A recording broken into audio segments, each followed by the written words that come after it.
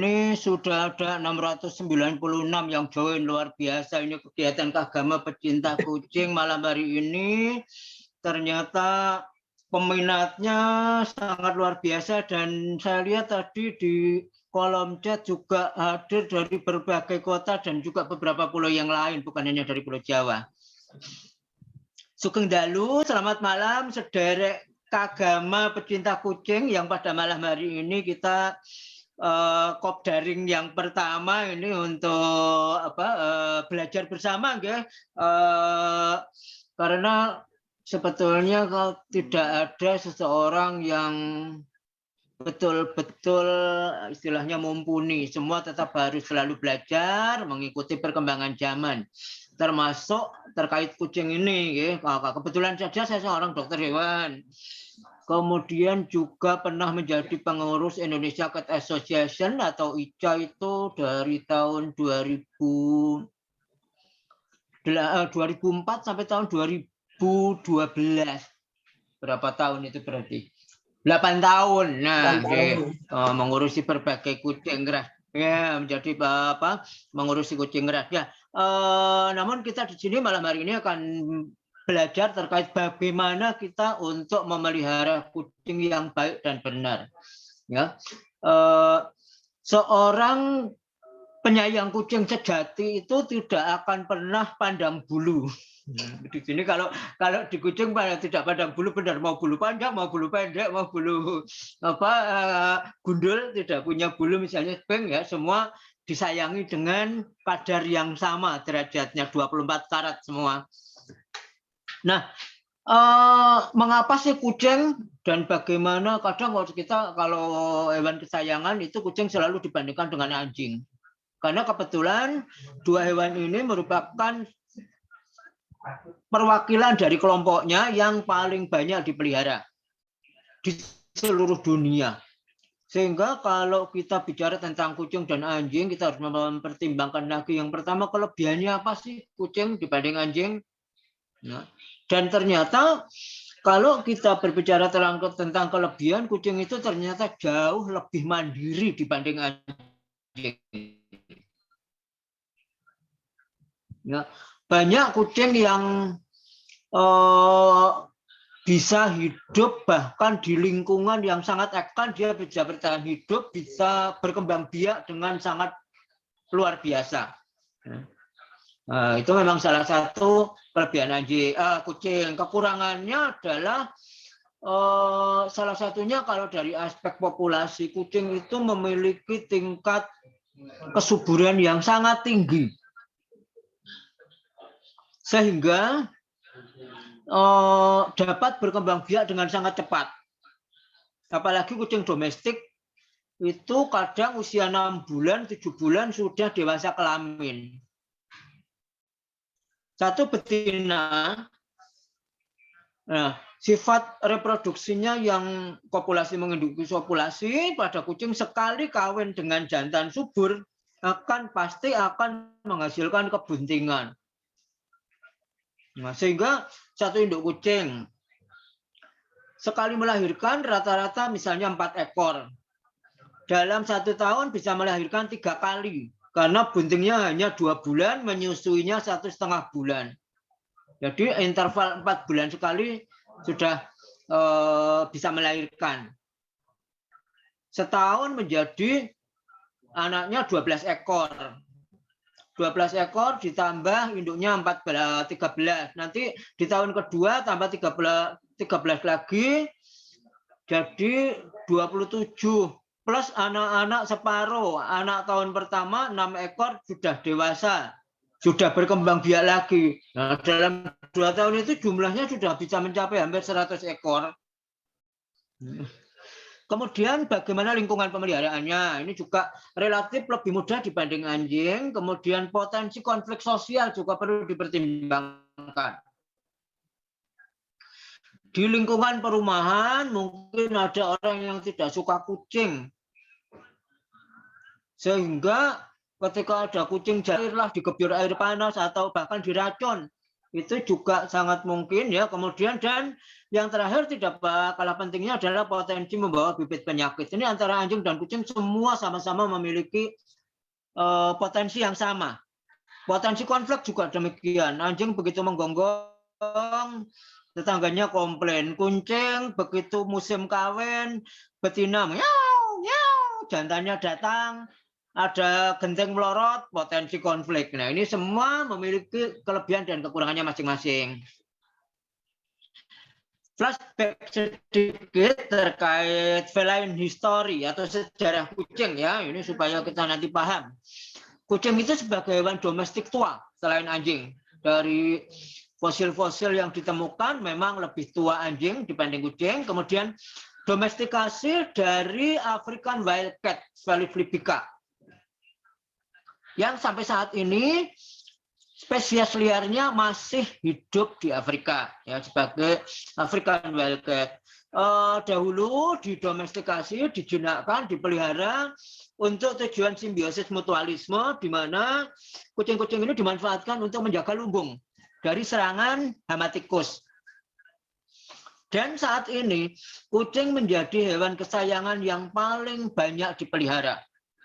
Bukan hanya di Indonesia, tetapi di banyak negara lain. Ya. Jadi kalau kita survei dalam 100 rumah di satu lingkungan, bisa dipastikan lebih dari 50% rumah itu memiliki kucing.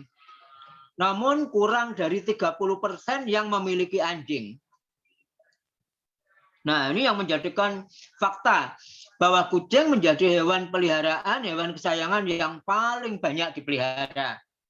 Nah, namun demikian masih banyak orang-orang yang belum memahami secara benar terkait kucing ini, sehingga masih banyak kucing yang sakit, kemudian bahkan mati ya, tidak mendapatkan penanganan yang semestinya.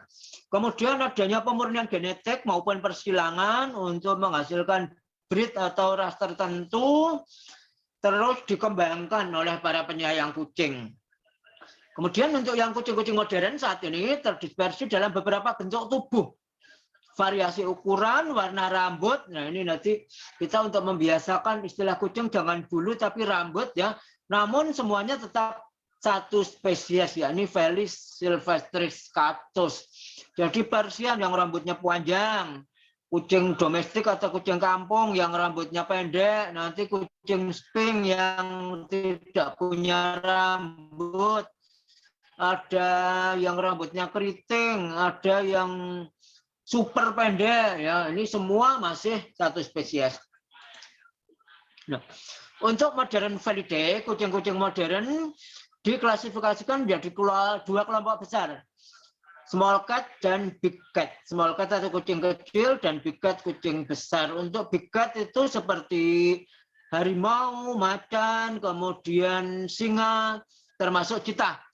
Sedangkan untuk yang kucing kecil, berbagai spesies kucing, Felis, kemudian Brionnailurus bengalensis, termasuk Kato Puma.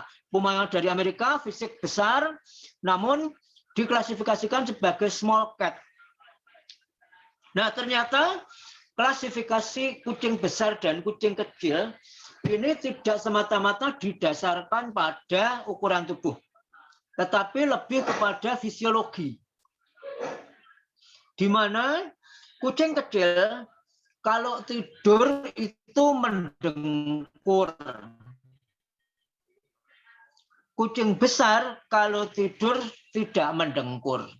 Jadi kalau kita tidur di satu tempat tidur, satu bed dengan kucing, kita berada di pojok selatan, kucingnya di pojok utara, kemudian telinga kita ditempelkan di kasur, kita akan mendengar suara nafas kucing itu.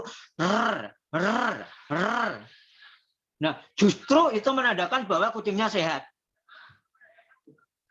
Ya, itu salah satu ciri small cat. Tapi kalau kita tidur satu bed dengan harimau, kita tempelkan telinga, tidak mendengar suara tadi. Ya, tapi sopo sing gelem tidur dengan harimau, malah ditubruk. Ya, nah ini jadi bedanya di suara. Jadi justru jangan khawatir kalau penjenengan Bapak Ibu Daya pas baru tiduran kemudian mendengar suara nafas kucingnya dari pojok kasur yang lain, itu justru normal dan sehat. Saat ini berbagai jenis kucing dipelihara sebagai hewan kesayangan. Ada yang breed murni, disilakan sebagai kucing pedigree. Ada yang silangan, ada yang domestik, ada yang asal-usul silsilahnya tidak jelas. Nah, monggo itu semua tetap masih sama-sama kucing. Nah, semua tujuannya nanti tujuan pemeliharaan bisa berbeda-beda. Ada yang tujuannya hanya untuk kesenangan. Artinya untuk hobi. Seperti yang disampaikan Mbak Mutia tadi, bahwa memelihara kucing ini sebagai salah satu sarana untuk mendapatkan kebahagiaan. Nah, berarti tujuannya untuk kesenangan. Kemudian ada yang tujuannya breeder. Breeder itu pembiak. Nah, kalau yang breeder ini ibaratnya jadi seperti pabrik kucing. Dia akan memproduksi sebanyak-banyaknya untuk mendapatkan uang. Sehingga kadang melupakan aspek animal welfare atau kesejahteraan hewan. Nah, kalau cattery ini adalah breeder kucing pedigree yang harus terdaftar dalam asosiasi perkucingan. Di Indonesia ada Indonesia Cat Association, ada Cat Fancy Association, CFA. Nah, ini semua harus terdaftar dan ada aturan yang harus dipatuhi. Salah satunya misalnya untuk kucing pedigree betina hanya boleh melahirkan bunting atau melahirkan maksimal 3 kali dalam rentang waktu 24 bulan. Jadi 2 tahun maksimal 3 kali melahirkan. Intervalnya 8 bulan sekali.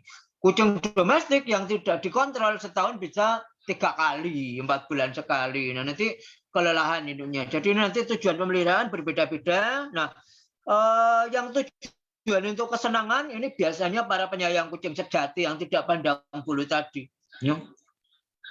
Nah, kita sedikit review juga terkait pedigree cat ya, supaya nanti kalau di sini misalnya ada yang punya atau berminat untuk meningkatkan jenjang yang lebih tinggi bisa ditindaklanjuti. Pure cat atau pedigree cat adalah kucing berdarah murni dibuktikan dengan sertifikat silsilah atau pedigree, di mana dalam sertifikat silsilah itu mencantumkan 3 generasi tetuanya. Bapaknya, ibunya, Mbah Kakung, Mbah Putri, Mbah Buyut Kakung, Mbah Buyut Putri dari Mbah Kakung, Mbah Putri dari bapak, Mbah Kakung, Mbah Putri dari ibu. Mbah Buyut Kakung, Mbah Buyut Putri dari bapak, Mbah Buyut Kakung, Mbah Buyut Putri dari ibu. Jadi 3 level ya. Jadi anak dari anak, bapak, simbah dan buyut. Jadi ini harus ada catatannya sehingga nanti kita tahu ini simbahnya kucing ini namanya siapa dan sebagainya. Kemudian memiliki nomor registrasi di organisasi, dan untuk saat ini di ICA misalnya harus memiliki nomor identitas dalam bentuk microchip. Jadi kucing pedigree di ICA kalau yang belum dipasang microchip tidak bisa ikut lomba. Tidak diperbolehkan ikut lomba karena dianggap belum sah sebagai silsilahnya. Nah. Kemudian kucing pedigree memiliki standar fisik dan warna tertentu. Misalnya Turkish Fan. Nah, Turkish Fan itu warna dasar badan harus putih. Kemudian ekor dan sebagian muka nanti boleh berwarna red, boleh berwarna tabby, boleh berwarna lain selain putih. Tapi warna dasar harus putih. Nah, kalau Turkish Angora, warna dasar tubuh boleh warna apa saja. Nah, ini jadi nanti kalau misalnya Turkish Fan lahir kok anaknya ada yang badannya berwarna merah. Nah, ini nanti dianggap sebagai anak haram. Atau dianggap hasil perselingkuhan yang nanti tidak boleh atau tidak bisa dipedigrikan, tidak bisa didaftarkan sebagai kucing pedigri. Nah, jadi di pedigri itu ada aturan-aturan yang ketat. Kemudian organisasi kucing sedunia, ada FIVE misalnya, Feline Federation International de Feline. Ini mengakui 43 breed kucing. Jadi mengakui 43 jenis atau ras kucing dan silangannya. Silangan yang boleh misalnya ada Persian dan eksotik misalnya diperbolehkan. Ya, Persian dan Himalayan boleh. Kemudian The International Cat Association atau TICA ini mengakui 71 breed. Kemudian Cat Fancy Association mengakui 44 breed. Jadi beda organisasi, berbeda-beda. Ya, nanti contohnya Persia, Himalaya, Siamese, Bengal ini semua standar fisik, warna, karakter itu baku. Ya, misalnya Persia, bentuk tubuh gempal, kaki pendek, muka bulat, cenderung pesek, misalnya telinga kecil, terset jauh, rambut glamor, ya. Dan seterusnya. Jadi itu nanti menjadi standar fisik yang harus dipenuhi ketika individu akan dipedigrikan.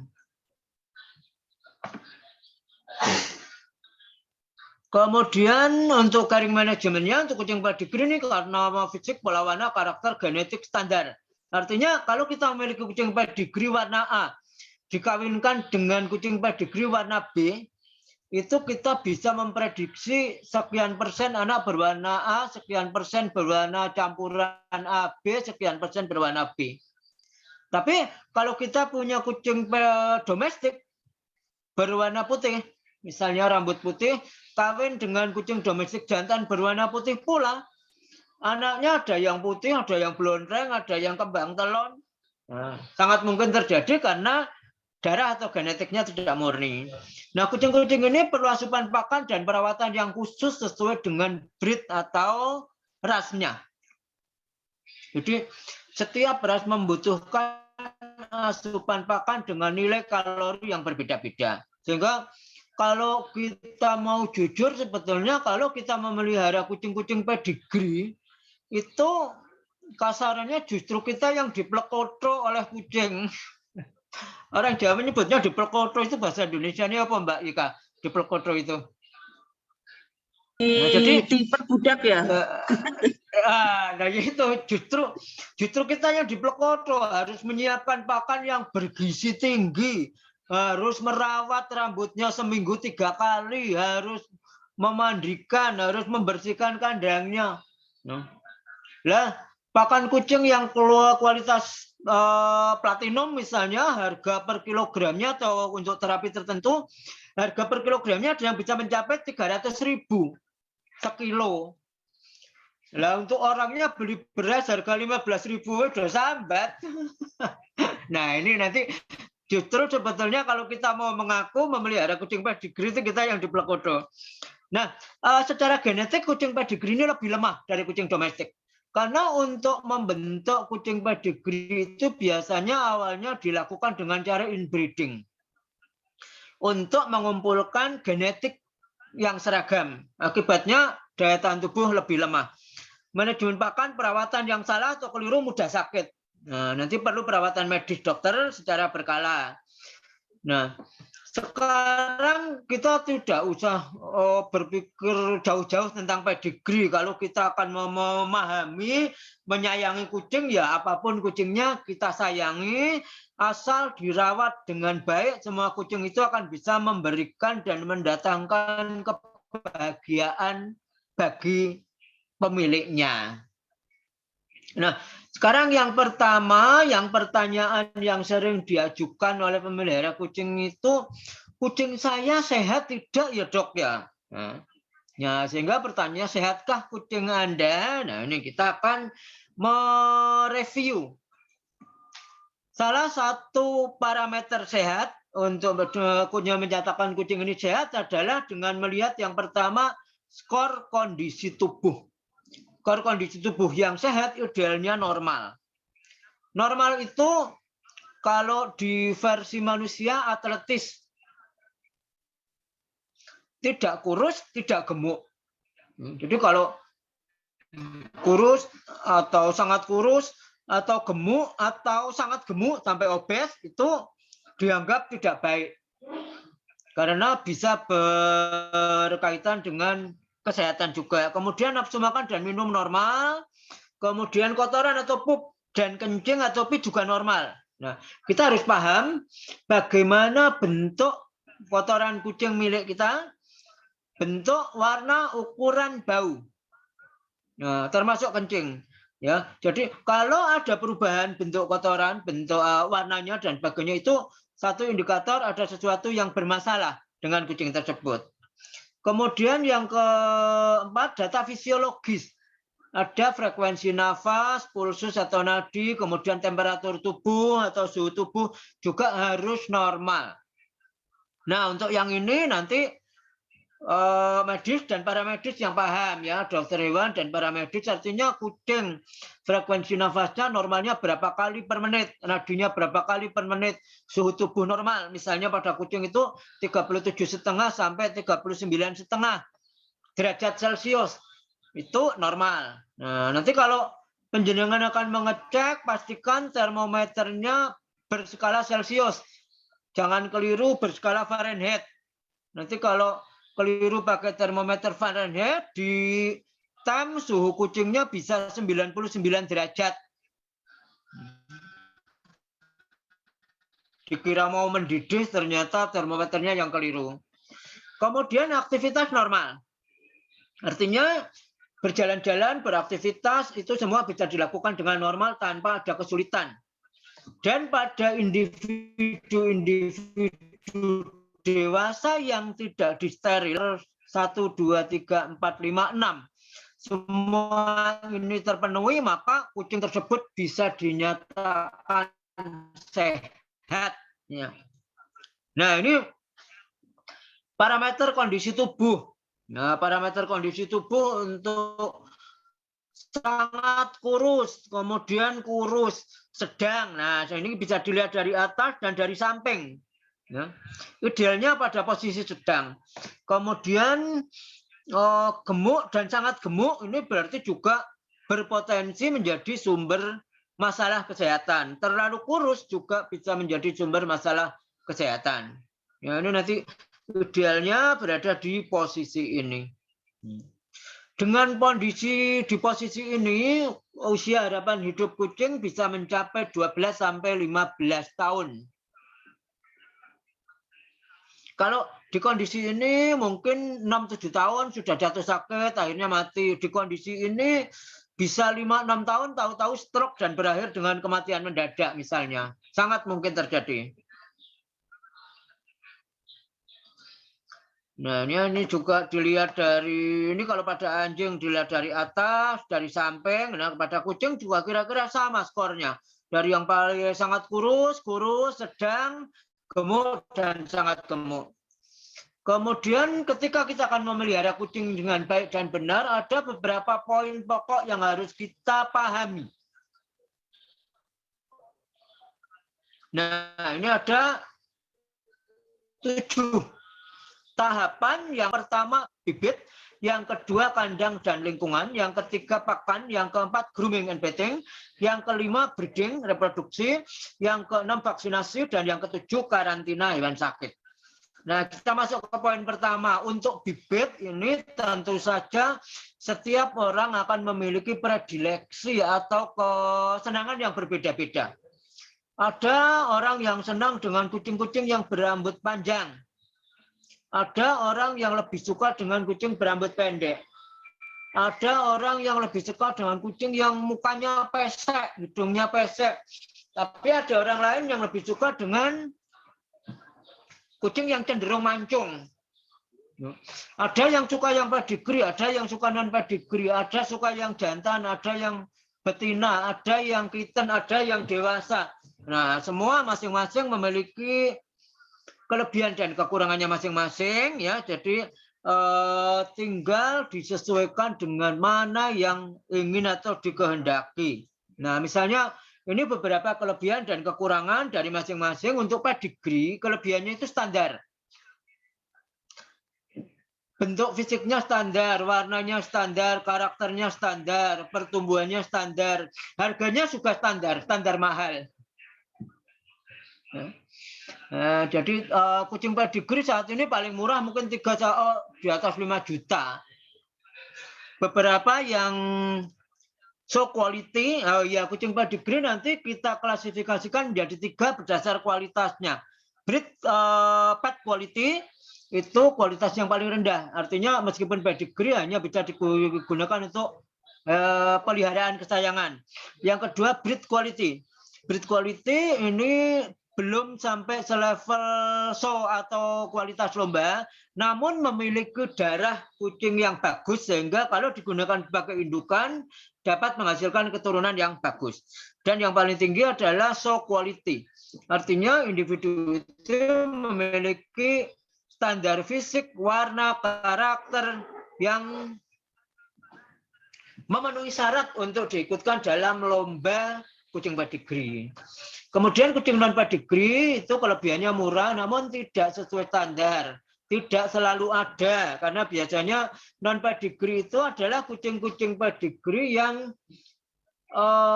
tidak bisa didaftarkan sertifikat pedigree-nya karena misalnya yang pertama belum 8 bulan sudah melahirkan lagi.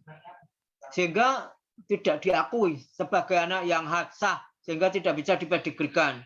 Kemudian usia induk belum memenuhi syarat umur, sehingga anaknya tidak bisa dipedigree-kan. Ya, jadi ini nanti ada berbagai syarat. Kemudian crossbreed ini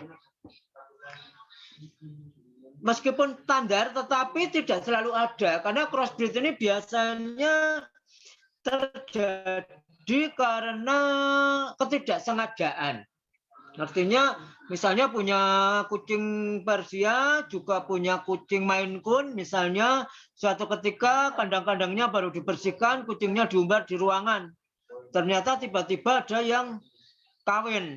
Misalnya Persia dikawini Maine Coon. Nah, nanti anaknya sudah bisa dipedigree-kan jadi crossbreed. Kemudian individu muda ini lebih mudah dilatih, namun perlu kesabaran. Di mana pada awal-awal untuk melatih dia pup dan pee di bak pasir saja mungkin perlu berminggu-minggu. Kucing dewasa kelebihannya siap breeding, namun karakternya sudah mapan, sehingga sulit untuk dilatih lagi. Kucing jantan kelebihannya tidak berbuaya, namun begitu dewasa, dia akan spray urin, mengencingi tempat-tempat tertentu sebagai tanda wilayah kekuasaan. Ya. Setiap pojok pintu, setiap pojok gorden, kursi, dapur, seluruh rumah pojokannya dikencingi. Semakin sering dibersihkan akan semakin sering dikencingi lagi. Karena ketika dibersihkan dia menganggap bahwa ada pesaing yang menghilangkan tanda yang dia tinggalkan sebagai tanda kekuasaan wilayah. Jadi kalau pagi dibersihkan, siang atau sorenya pasti sudah pesing lagi karena sudah dikencingi lagi. Betina ini lebih rumahan, tidak ngelayap. Namun kelemahannya meskipun sudah tidak ngelayap, ketika kucing betina birahi, dia akan mengeluarkan feromon. Satu zat hormon yang keluar dari tubuhnya dan dapat dideteksi, dicium oleh kucing jantan dewasa dari jarak, kalau menurut literatur itu 1,5 kilometer. Nah, itu mengapa kalau kita punya kucing betina di kandang birahi, begitu birahi banyak kucing datang yang seliwar-seliwar di depan rumah kita berusaha untuk ngapeli.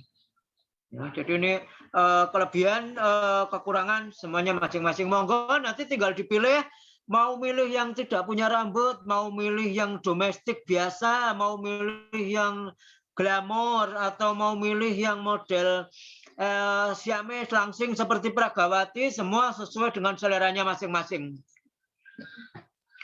Nah, kemudian kalau kita sudah memutuskan akan memelihara kucing, kita harus memberikan perlindungan dalam bentuk kandang dan lingkungan yang nyaman. Kandang fungsi utamanya adalah untuk memberikan perlindungan terhadap yang pertama panas, hujan, binatang buas, dan yang terakhir manusia.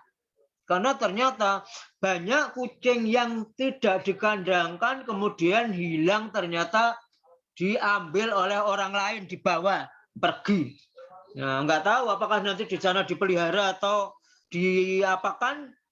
Bahkan ada yang katanya dikonsumsi, kita tidak tahu. Tapi minimal kalau dikandangkan kita sudah memberikan perlindungan ya daripada hujan binatang buah di beberapa wilayah yang masih berbatasan dengan alam liar ya, tentu saja binatang buas seperti biawak, ular, kemudian musang. Nah, ini masih sangat mungkin ketemu di alam dan terjadi perkelahian antar mereka. Kemudian desain kandang disesuaikan dengan tujuan pemeliharaan. Apakah untuk breeding, apakah untuk kesayangan, apakah untuk kandang induk, apa untuk kandang pejantan atau anak-anak, ya ini bisa desainnya berbeda. Kandang induk atau koin ini sedikit lebih kecil dari kandang pejantan. Kandang pejantan itu harus lebih luas. Kemudian kandang anak-anak itu nanti berbeda lagi. Bisa kandang permanen, bisa kandang portable, bisa kandang yang tidak digunakan, bisa dilipat-lipat. Nanti sangat fleksibel. Kemudian ukuran kandang minimal. Panjang kandang minimal 1,5 kali panjang tubuh kucing. Rata-rata kucing dewasa itu panjang tubuh dari moncong sampai ke ekor, ujung ekor itu bisa mencapai sekitar 50-60 cm. Sehingga kalau 1,5-nya berarti minimal kandang kucing itu yang berukuran 75 cm panjangnya. Lebar dan tinggi menyesuaikan. Dan yang satu yang harus kita pahami bahwa ternyata kucing itu secara psikis tidak suka di kandang. Dia lebih suka dilepas bebas. Namun kita harus mempertimbangkan aspek tanggung jawab tadi, termasuk konflik sosial, termasuk kemungkinan hilang dan diracun, sehingga biasanya dikandangkan menjadi salah satu upaya untuk kebaikan bersama. Kemudian kebersihan kandang dan lingkungan ini mutlak. Kandangnya, alas kandangnya, lingkungan sekitar kandang, ruangan, ya nanti perlu didesinfeksi, sterilisasi secara berkala. Kemudian manajemen limbah, ini juga penting supaya tidak menjadi sumber konflik di lingkungan. Di perumahan kami ada beberapa orang yang memelihara kucing tidak dikandangkan. Kemudian kadang-kadang buang kotoran di pekarangan atau teras rumah tetangganya. Nah, ini menimbulkan konflik karena aroma yang tidak sedap dari kotorannya bisa menjadi sumber masalah. Kemudian equipment dalam kandang, bedding, tempat untuk tidur, tempat makan, tempat minum, litter box ya. Kalau di dalam kandang kita wajib menyediakan litter box atau tempat untuk buang kotoran. Kemudian enrichment seperti mainan, pengasah kuku ini juga wajib disediakan. Ini salah satu aspek penilaian dalam animal welfare nantinya. Jadi kalau kita tidak menyediakan ini, 1, 2, 3, 4, 5 ini yang minimal. Kalau tidak ada ini, nanti kita bisa dianggap sebagai tidak mengindahkan kesejahteraan kucing yang kita pelihara. Kemudian perawatan kandang idealnya dilakukan setiap hari. Harus dijaga selalu bersih, idealnya dibersihkan 2 kali sehari. Setiap habis defekasi atau pup atau urinasi atau kencing, bila perlu gunakan desinfektan untuk mengurangi aroma bau serta meminimalisir kontaminan mikroba dari lingkungan. Kemudian di manajemen pakan, kalau kita sudah mengandangkan, kita harus memberi pakan yang cukup. Dari aspek kualitas atau nilai gizi dan juga aspek kuantitas atau jumlah pakan yang kita berikan. Kita memberikan pakan dalam jumlah yang banyak, tetapi nilai nutrisinya rendah, ya lama-lama kucingnya kurus. Atau kita memberikan pakan dengan kualitas nutrisi yang bagus, misalnya daging, Tetapi sehari hanya diberi secuil, ya lama-lama kurus juga. Nah, jadi harus aspek kualitas maupun kuantitasnya terpenuhi.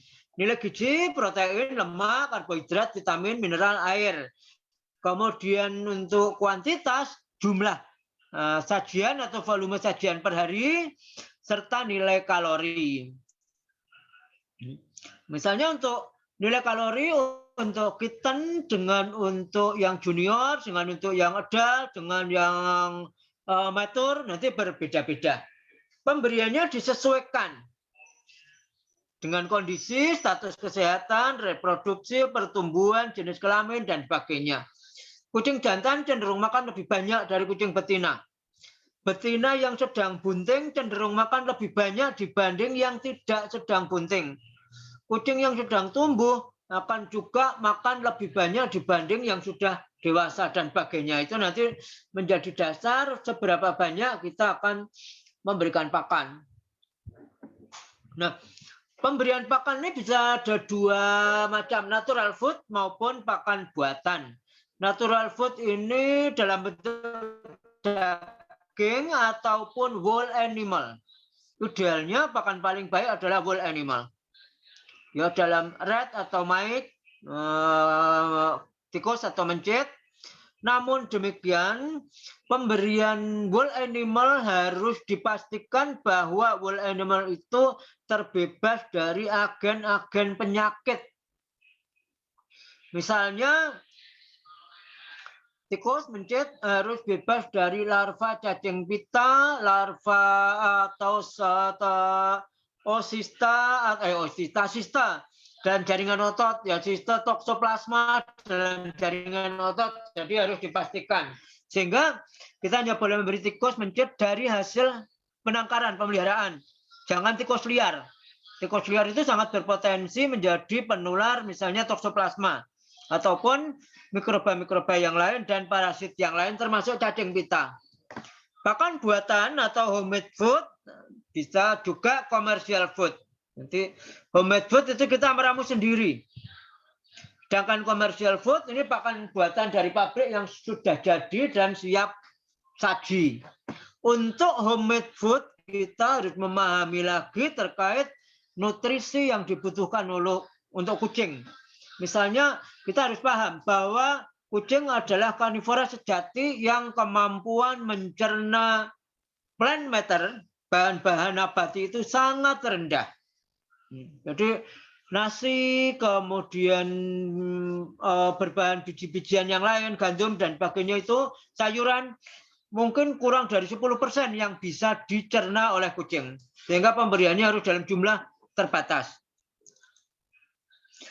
Pakan disesuaikan jenis dan fase umur, kemudian kucing lebih sensitif terhadap perubahan pakan, sehingga sangat mudah mengalami gangguan seperti diare ketika ganti pakan. Kemudian perlu protein tinggi sebagai karnivora sejati, karena ususnya pendek. Periode umur kitten 0-3 bulan, junior 36, juvenile 6-11, adult di atas 2 bulan. Ini setiap periode umur membutuhkan kualitas pakan yang berbeda. Untuk pakan pabrikan, ini biasanya sudah dibuat sesuai dengan fase umur ini. Jadi untuk kucing di bawah 3 bulan, kita bisa memberi pakan kitten. Untuk 3-6 bulan junior, di bawah 1 tahun juvenile, nanti di atas 1 tahun adult dan sebagainya. Nah, untuk pakan homemade kita harus menyesuaikan nilai kalorinya sesuai dengan fase umur ini. Pemberian pakan mempertimbangkan behavior alami. Kucing itu secara natural sifatnya nokturnal, aktif pada malam hari. Sehingga pemberian pakan pada sore hari lebih banyak daripada pagi atau siang. Jumlahnya 3-5% dari berat badan. Kalau kucing saya beratnya 1 kilo misalnya, 3%-nya adalah 30 gram. 5%-nya berarti ada 50 gram. Ya, jadi kucing 1 kilo itu diberi pakan sekitar 30-50 gram per hari. Bisa diberikan sekali, 2 kali, atau 3 kali, tergantung frekuensinya. Ya, jadi menyesuaikan umur, pertumbuhan, frekuensi boleh Kucing dewasa boleh sekali sehari, kucing muda 2-3 kali. Nah, bisa 3-4 kali, 2 kali sehari.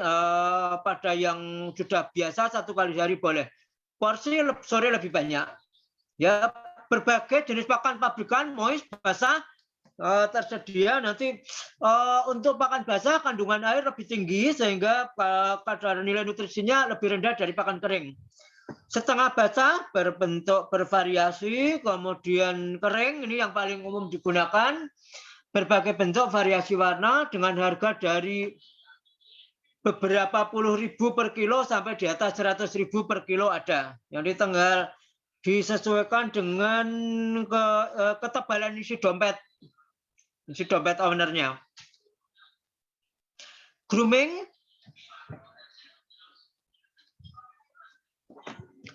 pada kucing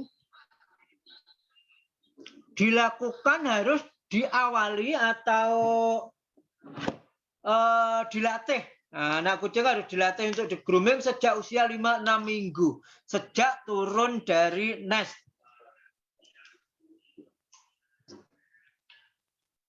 Diawali dengan dilatih, dielus dan disisir.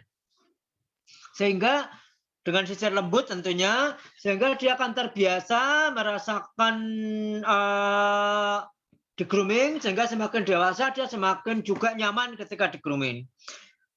Idealnya dilakukan setiap minggu, ya, artinya seminggu sekali memadai. Namun untuk yang rambut panjang harus setiap hari, karena Persian misalnya 3 hari tidak disisir sudah mulai gembel, apalagi sampai berminggu-minggu tidak disisir. Bathing idealnya sebulan sekali. Nah, ini yang perlu dipahami. Setiap mamalia di kulitnya memiliki kelenjar minyak yang fungsinya untuk meminyaki rambut dan kulit supaya tetap sehat. Pada kucing juga demikian. Kucing akan self grooming, menjilati badannya untuk meratakan minyak yang diproduksi oleh kelenjar di kulitnya. Kalau terkena air dan sampo, lapisan minyak yang menyelubungi rambut ini akan hilang. Dan perlu waktu setidaknya 14-16 hari untuk bisa pulih kembali. Sehingga bathing idealnya di atas 3 minggu. Ya, minimal 3 minggu baru boleh. Dalam kondisi belum 2 minggu sudah kotor sekali, dianjurkan untuk grooming kering, jangan bathing, jangan dimandikan dengan air, ya, cukup disisir sampai bersih, berikan talak, pengharum dan sebagainya. Kemudian untuk reproduksi nanti dari pemilihan calon induk, mengenali tanda birahi, cara mengawinkan, mengenali tanda kebuntingan, persiapan kelahiran, perawatan anak dan induk pasca melahirkan. Sexual maturity, dewasa kelamin pada kucing itu dicapai pada usia 6-8 bulan. Namun body maturity, matang fisik, dicapai pada usia 8-10 bulan. Kadang terjadi ada kucing kampung, kucing domestik berusia 6 bulan. Loop pertama, sebetulnya fisiknya belum cukup umur, belum matang untuk hamil. Tapi karena diumbar, sudah bunting. Umur 8 bulan sudah melahirkan yang pertama. Nah, jadi nanti idealnya harus body maturity tercapai baru dikawinkan. Estrus sifatnya poliestrus, artinya berkali-kali sepanjang tahun, kopulasi menginduksi ovulasi dengan jumlah ovum 1-8 per siklus. Rata-rata 4-6. Masa bunting 56-66 hari. Rata-rata 60-62 hari. Jadi sekitar 2 bulan. Jumlah anak 1-6. Rata-rata 4.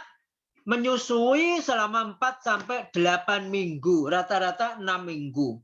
Nah, ini jadi poin-poin penting ya. Nanti kalau ada yang bunting tidak perlu bingung kapan atau berapa lama kucing saya buntingnya, jadi kapan melahirkan, berapa jumlah anaknya dan sebagainya, nanti bisa digunakan sebagai panduan.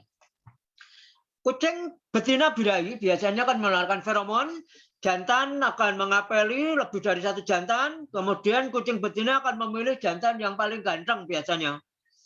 Menurut kucing betinanya. Jadi ganteng versi kucing beda dengan ganteng versi ownernya. Sehingga kadang kita menginginkan betina ini kawin dengan jantan A, ternyata kucingnya malah memilih jantan B yang menurut kita tidak baik, kurang baik. Nah, itu karena versi ganteng versi kucing beda dengan versinya manusia. Nanti jantan mendekati betina, merayu. Kalau betina reseptif, jantan naik, terjadi perkawinan, kemudian betina guling, jantan melompat ke sampingnya. Sekali kawin terjadi kebuntingan. Dari janin berkembang sampai siap lahir. Diagnosa kebuntingan bisa perabaan atau palpasi, kemudian USG, kemudian ekrai atau ronsen, serta uji hormonal. Nanti silakan konsultasikan dengan dokter langganannya. Kemudian persiapan kelahiran. Nah, setiap perkawinan dicatat tanggal berapa. Kawin terakhir tanggal berapa. Nah, lama kebuntingan dihitung dari kawin terakhir. Ya, jadi misalnya kawin terakhir tanggal 1 Januari, 1 Februari 1 bulan, 1 Maret 2 bulan, berarti kira-kira tanggal 2 sampai 3 Maret jadwal lahir. Nah, kira-kira seperti itu nanti untuk menghitung HPL. Persiapkan bedding untuk tempat melahirkan, alat bantu, gunting, pinset, benang, handuk, tisu, obat-obatan seperti betadine, kapas alkohol. Seminggu sebelum jadwal kelahiran sudah disiapkan. Begitu induk sudah mulai gelisah, kita harus siap membantu. Pada induk-induk yang manja, kadang kalau tidak ditunggui, tidak mau melahirkan. Saya di rumah punya satu kucing yang kalau melahirkan wajib ditunggui. Kalau tidak ditunggui sampai sehari pun, meskipun sudah baloning, ya artinya sudah ketuban sudah kelihatan, kalau tidak ditunggui tidak keluar-keluar seharian. Tapi begitu ditungguin brojol, ya, nggak sampai 2 jam 6 sudah keluar semua. Nah, ini kita harus memahami lagi karakter setiap induk berbeda-beda. Untuk induk-induk yang melahirkan pertama, ini wajib ditunggu untuk memastikan si induk tidak mengalami kesulitan dalam melahirkan. Atau induk-induk yang terlalu tua, yang tentu saja cadangan energinya tidak sebagus kucing muda. Kemudian induk mengalami kesulitan melahirkan atau harus segera dibantu. Baik retraksi, ditarik, induksi partus dengan hormon maupun operasi seksio sesaria dibawa ke dokter hewan. Membantu proses kelahiran, begitu brojol keluar, anak kucing masih terbungkus dalam ari-ari atau kantong amnion. Segera ambil alih, kemudian robek kantong amnion atau ari-ari, kemudian bebaskan moncong dari lendir, kemudian klem atau ikat tali pusat, potong, ya, kemudian baru bersihkan, keringkan menggunakan handuk atau tisu atau kertas lain. Nah, kemudian setelah bersih, serahkan ke induk biar menyusu. Bila induk menolak menyusu, harus foster parent dibantu kedot. Pada kasus kesulitan, bawa ke dokter hewan. Begitu brojol keluar, ambil, kemudian ikat, potong. Batasi betadine. Kemudian vaksinasi. Oh ya, untuk kucing-kucing yang tidak diinginkan untuk atau digunakan menjadi indukan, tidak digunakan menjadi indukan, idealnya dianjurkan untuk dilakukan sterilisasi. Tujuannya supaya kalau birahi tidak mengunjang kucing jantan datang. Kalau kucing jantan supaya tidak ngelayap ketika ada kucing betina birahi. Yang ketiga, siklus hormonan sepanjang tahun stabil. Sehingga karakternya juga menjadi lebih tenang, pada jantan tidak spray, tidak galak, dan sebagainya. Vaksinasi, upaya pencegahan atau pengabalan terhadap penyakit dianjurkan untuk kucing peliharaan. Konsultasikan ke dokter hewan terdekat untuk program vaksinasi terbaik. Ya, jadi setiap wilayah negara membutuhkan program vaksinasi yang berbeda. Vaksinasi rabies untuk di Indonesia wajib, meskipun di wilayah yang bebas rabies sekalipun. Saat ini jenis vaksin kucing yang tersedia di pasaran ada Pandekopenia, rinotracheitis, kalicivirus, rabies, ringworm, chlamydia, ya ini rabies lagi. Ketersediaan yang ada saat ini terikat, tetrakat, dan rabies. Jadi pelaksanaan di lapangan menyesuaikan ketersediaan vaksin. Anjuran program vaksinasi untuk kucing. Vaksinasi pertama itu dianjurkan pada usia 10-12 minggu. Jadi 2,5 sampai 3 bulan. Jangan terlalu muda. Ada beberapa yang menganjurkan vaksinasi mulai 6 minggu. Saya tidak setuju. Karena pada usia di bawah 10 minggu, anak kucing itu masih masa pertumbuhan. Termasuk organ-organ limfoid. Organ-organ yang bertugas sebagai sistem kekebalan tubuh. Kalau pada saat organ sedang berkembang sudah diberi tantangan virus, maka organ itu tidak bisa berkembang dengan maksimal. Jadi idealnya 10-12 minggu. Kemudian 2-4 minggu kemudian diulangi. Yang paling dianjurkan Panleukopenia, ini yang di Indonesia kasusnya sangat tinggi. Dan pada kucing yang belum divaksinasi, angka sakit morbiditas bisa mencapai 100%, mortalitas kematian bisa mencapai 80%, sangat tinggi. 14-16 minggu diulangi lagi, 18-20 minggu diulangi lagi.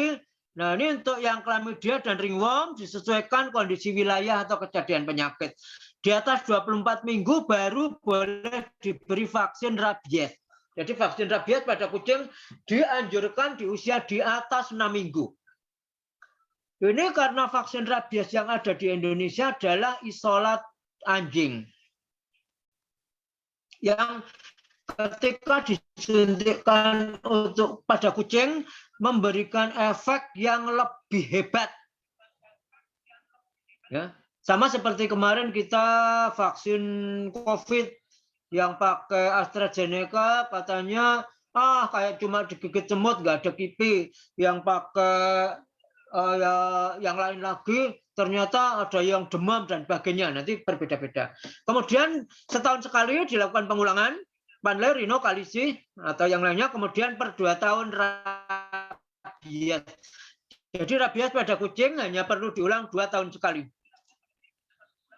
Kemudian program vaksinasi dikonsultasikan ke klinik hewan atau dokter hewan langganan. Program vaksinasi dapat berbeda untuk wilayah yang berbeda.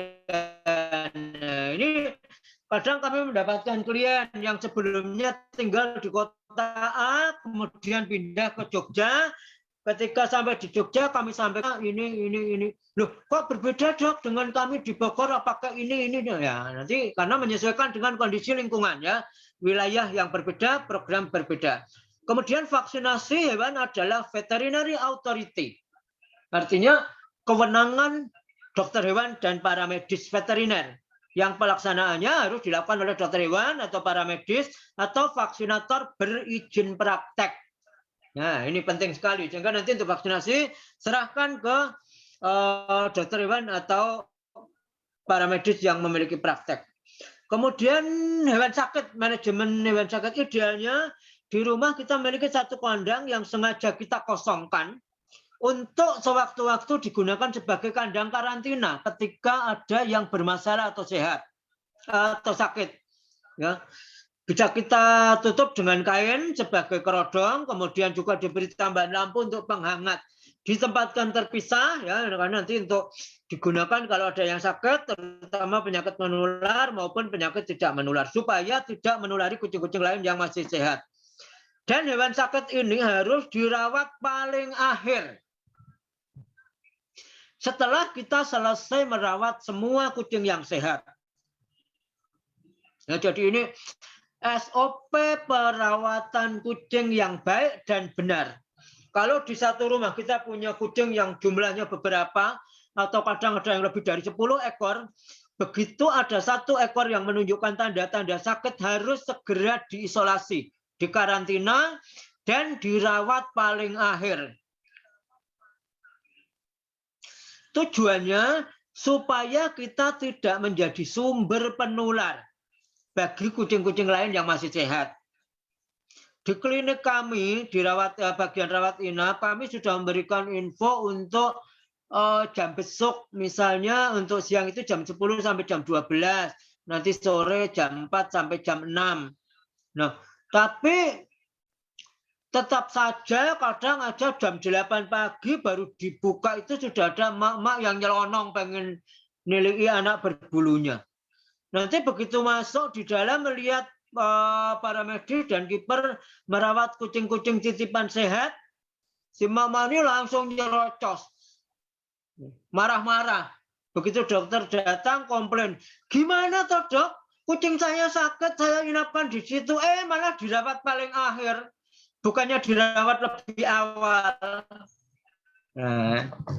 Sering kita seperti itu karena ibu itu tidak paham bahwa manajemen perawatan hewan sakit harus dirawat paling akhir. Supaya kita kalau habis memegang kucing yang terkena virus, tidak mensterilkan tangan kita, pegang kucing yang lain, ya tangan kita memindahkan virus dan menjadi sumber penular. Nah, ini yang sangat penting dipahami.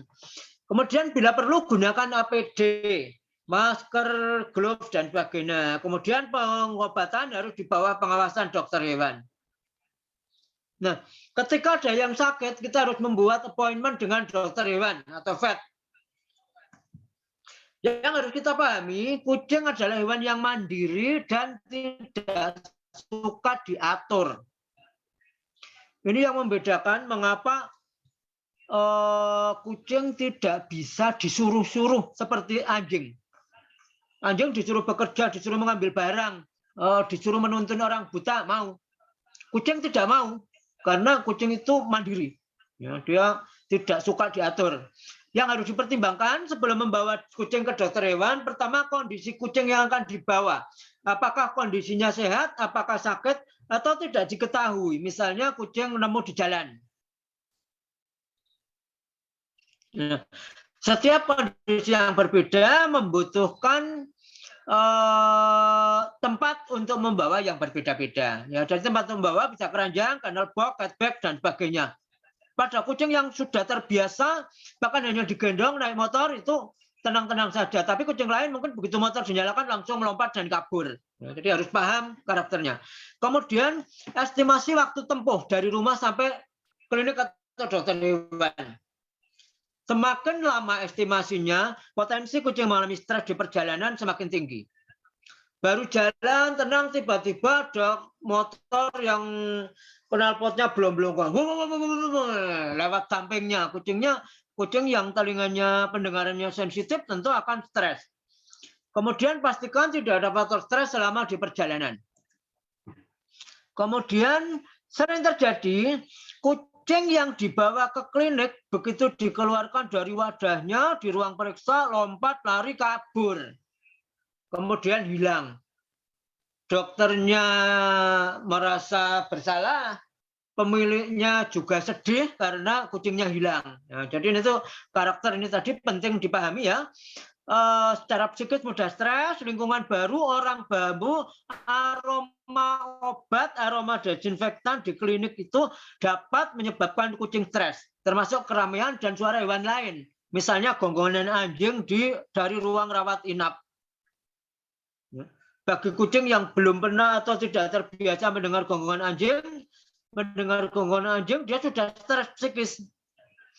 Kemudian pastikan kondisi kucing tenang saat kontainer dibuka, biarkan kucing beberapa detik sampai menit beradaptasi terhadap lingkungan klinik, baru kemudian di-handle. Dan satu lagi yang sangat penting perlu dipahami, dokter hewan bukanlah dewa yang mampu menyembuhkan via WA atau IG dan sekali sentuh. Banyak sekali yang WA atau konsultasi via IG, dok kucing saya begini, obatnya apa ya? Kucing saya pagi ini muntah, diobati apa? Kucing saya diare dok hari ini, obat yang paling bagus apa? Nah, ini tidak bisa seperti itu karena pengobatan itu harus diketahui dulu penyebabnya. Sama-sama diare, penyebabnya bisa cacing, bisa protozoa, bisa bakteri, bisa virus, bisa salah makan. Nah, masing-masing obatnya berbeda. Kita tidak bisa asal memberikan obat. Padahal kucing sangat sensitif, salah obat malah tambah parah kucingnya. Nah. Ada step by step tindakan yang akan dilakukan oleh dokter atau para medis untuk mengetahui permasalahan atau gangguan kesehatan yang sebenarnya. Perlu kerjasama dan kejujuran klien atau kiper agar diagnosa akurat. Nah, ini terutama nanti ketika dokter bertanya, mulai kapan kucing ini bermasalah. Jawab secara jujur. Ya misalnya diare, ketika dokter bertanya dijawab baru tadi pagi. Tapi begitu kita mengecek turgor kulitnya sudah sangat jelek, ya sudah dokter langsung tahu bahwa klien itu ngapusi atau tidak jujur. Karena dari kondisi fisik kucing ketahuan kalau diarenya sudah berhari-hari. Ya. Kemudian ditanya sudah diberi obat belum? Ngakunya tidak mau mengaku belum diberi obat sama sekali. Ya. Tapi begitu dokter memberikan obat A ternyata menunjukkan tanda-tanda intoksikasi. Nah, ternyata setelah ditelusuri diberi obat B. Yang obat A dan obat B ini kalau diberikan bersamaan menjadi racun. Nah, jadi sangat penting kejujuran dari klien untuk menyatakan obat apa yang sudah diberikan kepada hewan kucing peliharaannya. Supaya dokter yang menangani dapat memberikan obat yang sesuai dan aman.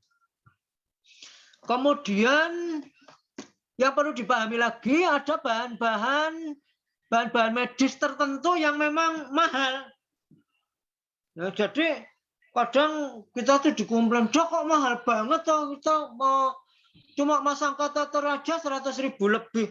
Lah gimana enggak 100.000? Wong kita kateternya kulaannya aja sudah hampir 100.000.